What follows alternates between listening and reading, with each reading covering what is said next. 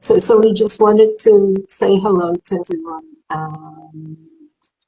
talk about the Miracle of Love retreat in Assisi, and the Miracle of Love as well, probably. Yeah. Did you have, you're going to be there too, Vishwan. Did you have any questions you wanted to ask?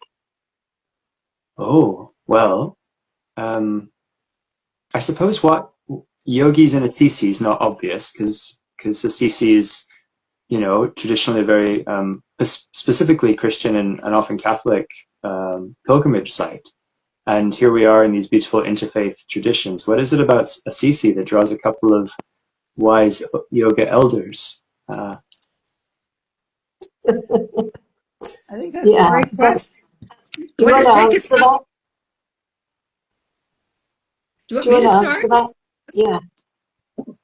Well, I think when we look at what yoga is, we have to understand that the extraordinary part of it, or the way it is it's not limited. It sees the divine everywhere. That's really the basis of yoga, is that everything is divine. So certainly when you walk in the feet of people, or in the footsteps, I should say, not in the feet, in the footsteps of people who have embraced this divinity, regardless of which, because when you get to that point, there is no Christianity anymore. There's no Hinduism, there's no Buddhism. It's just spirit. And those that have embraced the spirit like that, follow them, taste them, drink it in. What have they done? Maybe by me doing that, it will spark something in me that I can also feel that. And also, I think what's so extraordinary about the pair of these two, St. Francis and St. Clare, is their ability to take that love and put it into service. I think that's really one of the things that we're going to be looking at and seeing, that they're how extraordinary and humble at the same time these two souls were that came to show us how love can be put into service.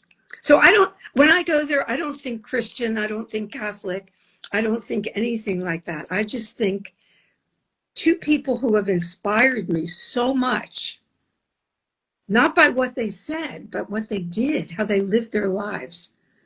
I want to drink it up. I don't care who it is. Yeah. So that's how yeah. Padma, what do you think? Yeah, I love that. I really agree with that. And also for me, St. Francis is a yogi. He's not really teaching about Christianity. If you look at his teachings, he's teaching about oneness. He's understanding oneness. He's talking about brother sun and sister moon, brother wolf. For him, everything was part of everything. Everything is within and with everything. So yeah, and there's a wonderful statue. There's two wonderful statues in Assisi actually that illustrate this. One of them is him, a kind of life-size statue, is sitting cross-legged on the hillside. He's looking out across the valley. He's in cross-legged position. He just looks like a yogi meditating there. So it's very beautiful. It's really nice to hop over the fence and have your picture taken with St. Francis meditating, which we have all done. And also, we're going to be at Paramahansa Yogananda's ashram. So we're going to be living. The first time I went there whenever it was 2011, that I would have found it difficult in those days to be in that, deeply Christian environment and, stay in a convent or something. I think I would have found it difficult in those days, but to stay in an ashram was like, yes, and just be in yoga environment and go out to those places. But, you know, I've been back there since then, and it's, you know, the one love, the one light, the one heart. In everything, there's no separation between those things. And I'm just remembering there's another statue of him where he's standing, and there's like a big halo around him, but it's not around his head. It's going from kind of his chest and around above his head, so circular thing, and it's got symbols of other faiths all around it. Hello. So yeah, and there's beautiful statues of him everywhere with a hare, talking to a hare, with a wolf, with the doves, you know, giving the sermon to the birds, gazing at the stars. You really feel, I think, the wonder of his connection with the divine, and the way, as you say, Nischala, the way that he expressed that in service to everything and everyone. Yeah. I think also the way even though Christianity embraces him as a Christian, and he actually was, he went around it. He didn't follow everything that he was told. He did not. Even when the Pope had asked him to do something, he had his direction direct. He didn't have to go through the church. And I think that's probably the definition of a saint, that you get direct transmission from the spirit rather than having to go through a middle person, whether it be a human or a book or whatever it is. But the other thing is, I know a lot of people focus on him. I personally focus on Saint Clare. She's my role model, if I could say that, because he was a little flashier than she was. She was a little more back and humble, because women were supposed to be in those days. She was a woman and he was a man. That's what's going on there. That's what. So she didn't have the ability to do a lot of the things that he did, but she had this incredible compassion that she went literally and sought out lepers and brought them bread when everyone was afraid to go near them. And she had that abandonment is I guess what I'll call it, of fear. There was she saw a need. She saw people that were hungry and others were shunning them. And she just went right in there. And he at first was shocked, really, that she did this, because that's not something that was done. And then he saw how they received it. And he also started to do that. So to me, there's it's a real yin yang there, right? It's a real feminine and masculine. We have both parts. And it's rare. Most places that you go to where you see saints, and I've been to, my pilgrimages all over the world to different saints, most of them are single. You know, you just one or the other. Even Saint Teresa of Avila, who I adore, and she had a relationship with Saint John of the Cross, but they weren't really together. They were in different parts of Spain.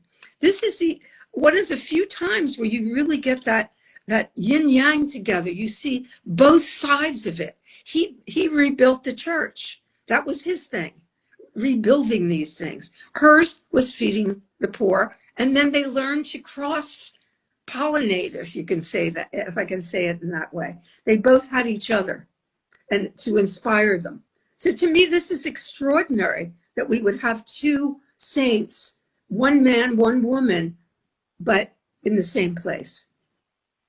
Yeah, the same place in the same time. Yeah. That's very unusual. Very unusual. Yeah. It's very, very special. Yeah. So that's one of the reasons we're going. Why not go to the most extraordinary place that you can? Absolutely. Thank you. And yeah, like you say, with the woman and the man. It's interesting because I was lucky enough to be there in the spring, and I went to both their tombs. And St. Francis is a huge cathedral and packed, and loads of people in tours and everything. And then St. Chiara is, is in this big church. It's nice, but hardly anyone there. Very, very different. So it's good that we're honoring both equally. Better for all of us that it's not so crowded. That's true. That is I nice. don't have it because it's been a while since I've been there. But there was only a glass on top of her coffin before, and you could actually still see her body. Is that still the case? No. Oh, they changed. Yeah, because you could actually still see her hair when I was there. Mm-hmm. Beautiful blonde hair. Yeah. So thank you for saying that, because we're going to spend more time with St. Clare now because of that. Yeah. Wow. Wonderful. And I think that when we look at them, we have to understand that they represent just parts of us. We're not really separate like that. We all have both sides to us. And to have them in harmony, like Claire and Chiara and Francis, is the best you can have. Yeah. And that's what we're hoping for. Yeah. Beautiful. And because I'm interested, a lot of people see yoga as feminine somehow, but I wonder if it's just because it's actually finding balance, and our culture is so out of balance that yoga just seems feminine, but really it's helping us, remember the wholeness of who we are. Yeah. Especially with your work, Nischala, and the secret power of yoga, and both of you helping to illuminate for us. It's funny that you say it's feminine, because my experience has always been it's very masculine. And that's why I've taken it in the other direction to make it more feminine. Even most of the poses, the asanas, they're made for men's bodies, not for women's bodies. And unfortunately, as it was brought to the West, nobody realized that. So a lot of women are still doing masculine poses. And it's having a toll. So I think the whole idea of yoga, as you beautifully said, is to bring them together, to have a balance of the male and female. And hopefully that's what we'll do in Assisi. Yeah. Hopefully that will. Yeah. I think we'll find that. I think we'll find the transcendence, I think, of male and female. In the experience of being there. For me, particularly at La Verna, which is the place where St. Francis, famously received the stigmata, and he had a mystical ecstatic vision. He lost consciousness, so he was in a transcendent state, we might say. The fact everyone latched onto the fact that afterwards he had the stigmata as if that was the important part, and really it wasn't. That was, just a kind of sideshow thing that happened. But when you go there, that I don't know what to say, the vibration, the mirror of that event, that experience is still there, very powerfully. And I have access to a secret place there as well. We can go, if we're lucky, we can go and meditate there. But it's a very beautiful place. There's also a chapel to Mary Magdalene at La Verna, which surprised me. But and there are monks living there. It's high up, you see beautiful scenery. It's one of my favorite places. Where do you like to go, Miss Jen?